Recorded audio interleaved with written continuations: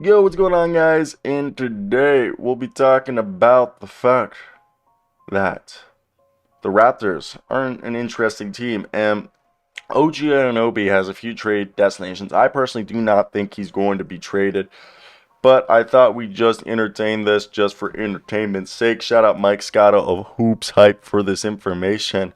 And yes, I think it's definitely interesting to see how this will all play out because I don't know if this, I personally think OG stays. You don't trade a player of OG's caliber if you're the Toronto Raptors. But of course, that's not going to stop the sports writers for speculating. So let's just talk about their speculation. The Raptors remain the most fascinating team ahead of the trade deadline at 21 and 27. Last week, we saw that Hoops Hype talked about what a retool could look like if the Raptors were to trade Pascal, Fred VanVleet, and Gary Trent, and argue that OG Anunoby's age and potential improve makes him less of a priority to move. And for me, that's why you don't trade OG Anunoby. The only player I think is tradable on this roster is Fred VanVleet. Everyone else is too young to trade or too good to trade. So I think Hoops Hype, though, does a good job right here. The Raptors may get a strong enough offer to move him now. One of those teams with an intriguing fit for OG Anunoby would be the Memphis Grizzlies. For the Grizzlies, the trading assets for a player like him would depart from their approach of drafting and developing most of the players in-house.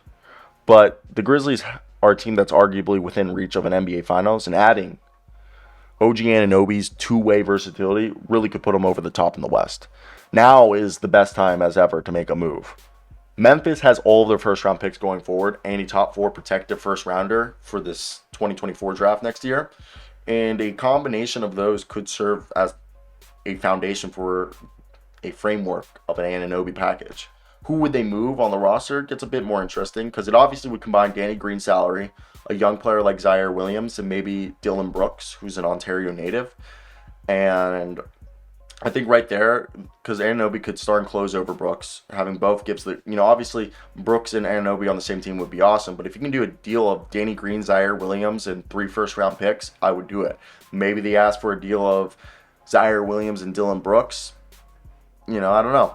So the other team is the Blazers previously tried to acquire Anunoby for the 7th overall pick in this past year's draft, which they used for Shaden Sharp, according to Chris Haynes. Perhaps they revisit this and, what if they trade Shaden Sharp and Josh Hart together with 1 first-round pick?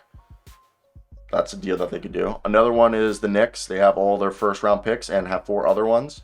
And they could do a good combination that they could also, just send, here's Cam Reddish and Obi Toppin and 4 first-round picks.